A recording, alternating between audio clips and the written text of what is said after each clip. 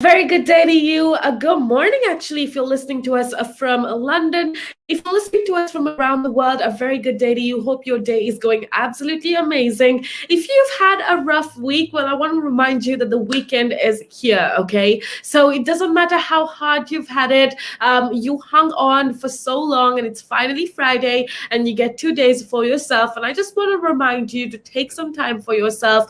Enjoy life, okay? Find little things to celebrate, find little moments in your life to celebrate, and live your best life, because I think that's literally all that matters, okay? So take some time for yourself. You definitely deserve it. It doesn't matter what you were able to accomplish and what you were not able to accomplish. What matters is for you to, live your best life and celebrate the most important moments of your life.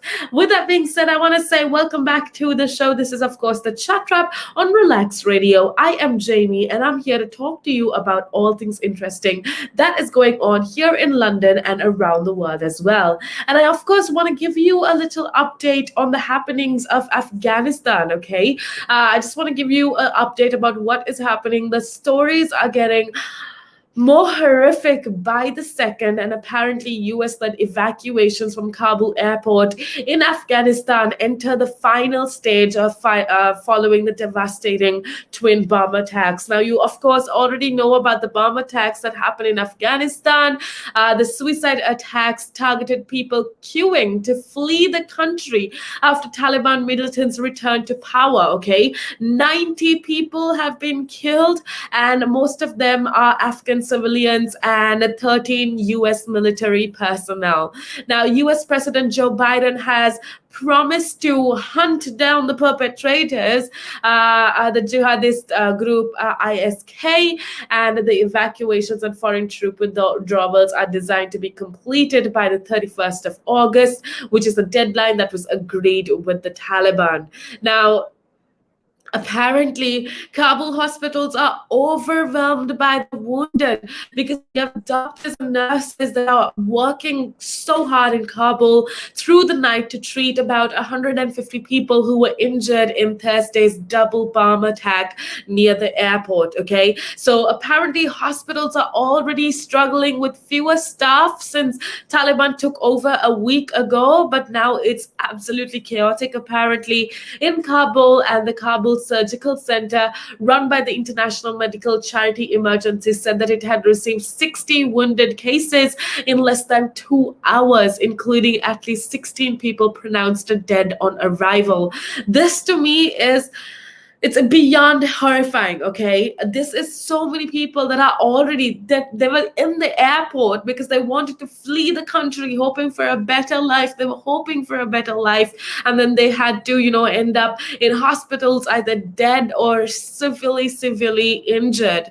Now, I don't even know what to say, because it's truly so horrifying to hear the situation that's going on in Kabul. Apparently hospitals are overflowing, and despite all of the attacks, the final evacuations are set to resume even after the deadly attacks. And apparently, US said to complete evacuations despite the attack, according to President Biden.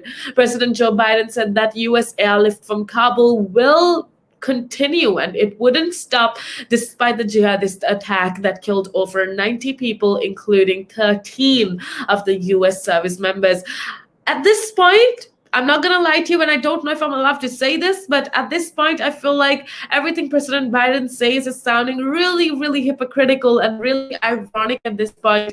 And, he said, we must complete this mission, and we will. Then he vowed to hunt down the perpetrators, like I told you.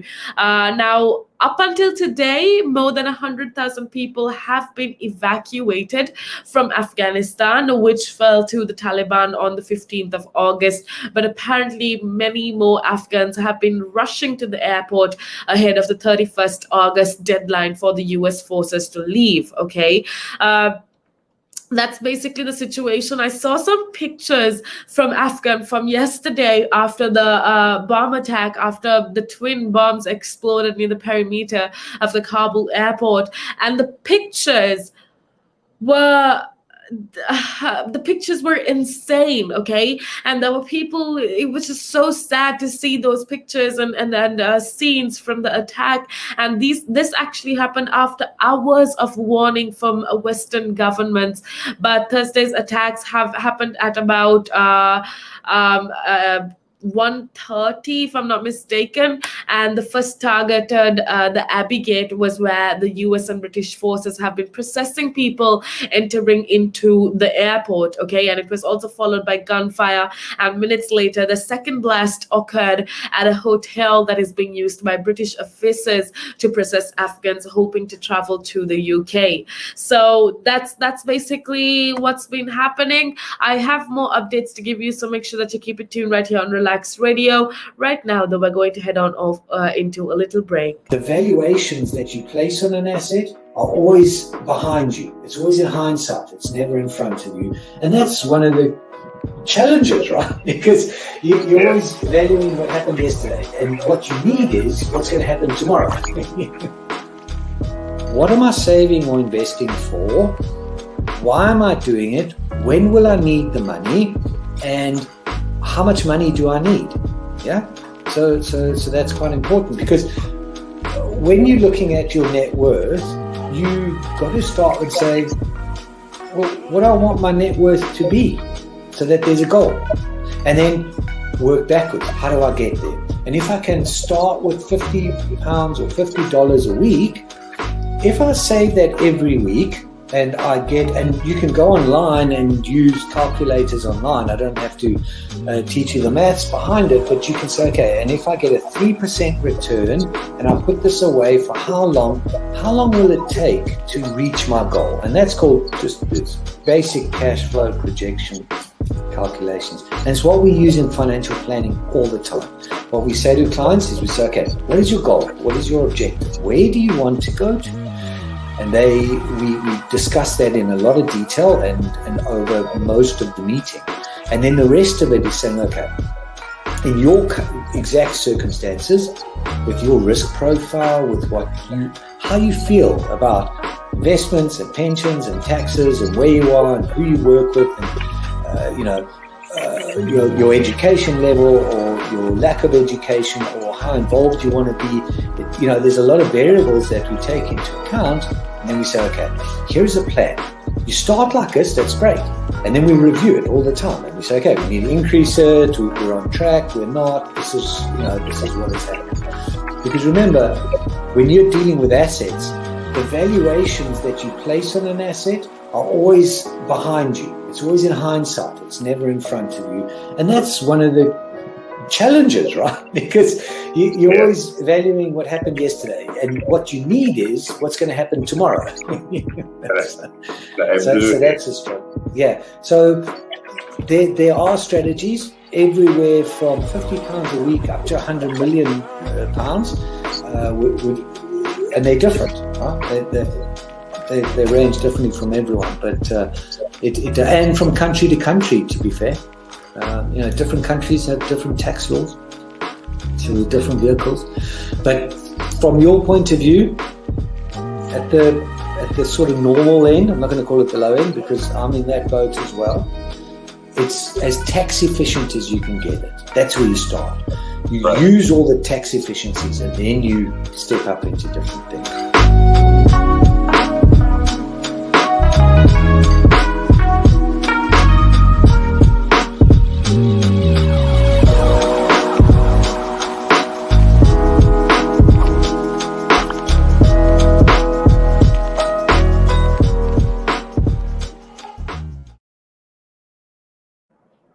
A very good morning to you and welcome back to the show. We've been talking about the horrifying events that is happening in Kabul in Afghanistan. And I gave you a little update of what happened with regards to the bombings, the twin bombings, and what happened after that as well. And if you want to be a part of the conversation, it's super simple. All you got to do is make sure that you leave a comment down below and let me know what you are thinking. We've been talking about Afghanistan, and I have so many other things that I want to tell you, I want to share with you. So make sure that you keep it tuned right here on Relax Radio. Before we get back into the conversation, I want to remind you really quick that you can be a part of the conversation, and how you can do that is by calling us on 07852473473, or by leaving a comment down below if you're listening to us on our social media platform. With that being said, I also want to remind you to go check us out on our social media platforms, that is Instagram, Facebook, YouTube, Twitter, TikTok, Twitch, Periscope, basically all of the social media platforms. We go as Relax Radio, and we want you to go join us and show us some love and share with us whatever it is that you want. With that being said, let's get back into the conversation with regards to Afghanistan. I told you about the Thursday's events. That's yesterday what actually happened, and it's actually really horrifying because apparently Kabul's hospitals are overwhelmed by the wounded, and it's so scary to know what's going on in Kabul now. Despite all of that, you do know that the a hotel where UK officials were residing in is where the second bomb happened. But despite all of this, around 1,000 to be flown out of Afghanistan today, according to the UK Defense Secretary. Now, the UK has entered the last stages of its evacuation operations at Kabul, and the Secretary of Defense Ben Wallace actually said that the final approximately 1,000 people were being processed for evacuation and would be flown out on Friday following this. That is today, okay? Wallace also told BBC that some of the British Army's equipment would be destroyed or left behind in order to create more space for evacuees, which I think is at least something good that's happening. But the question on everybody's mind is, who is ISK? Okay, so ISK basically is Islamic State Khorasan actually, and apparently they were the ones that were responsible for the twin blasts at Kabul airport that killed about 90 and injured more than 150 people. Okay, but everybody's asking, what is this group? What are their objectives? And according to the BBC security correspondent, I think it was Frank Gardenier, said that the group is the most extreme and violent of all jihadist militant groups in Afghanistan. Okay, apparently it is a regional affiliate of the big group that call themselves the Islamic State and is active in Afghanistan and Pakistan. And the group has been blamed for some of the worst attacks in recent years, together with the twin blasts that happened yesterday. Now, it's been targeting girls' schools, hospitals, and even maternity wards for pregnant women. Infants and nurses were shot dead, okay, by this group that is calling themselves the ISK, and they are part of the global IS network that seeks to carry attacks on Western, international, and humanitarian targets whenever they can reach them. ISK, of course, have links to the Taliban through a third party. It's called the Haqqani network, but that's basically what's happening. And they've major differences with the Taliban because the Taliban are being accused them of abandoning jihad and battlefield in favor of negotiated peace settlement. So IS fighters now represent major security challenge for the incoming Taliban government, of course. That's basically what's happening. It's so sad to see there's Taliban, who are already said by some to be a terrorist organization that's supposed to take the reins of governance in Afghanistan. And apart from that, we also got ISK, or Islamic State Khorasan, who are responsible for the twin blasts that happened in the perimeters of the Kabul airport just yesterday. So that's truly scary. And I have so much empathy towards the people of Afghanistan. They not only have to deal with a government, with a violent government, with the Taliban basically, but they also have to deal with an additional terrorist group that are apparently against the Taliban now, is what's being said. But of course, we don't know for sure, but that's basically it. There are so many missing children, and it's so sad. I saw tweets of people saying, look, these people are missing after the death deadly attack, and the family and friends are urging people to call anyone that have any clue about these children. And I'm just looking at the picture of two children that are being said to be missing after the whole attack.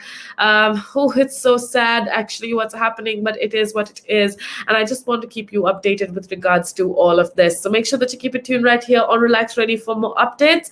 And yeah, make sure that you follow us on our social media platforms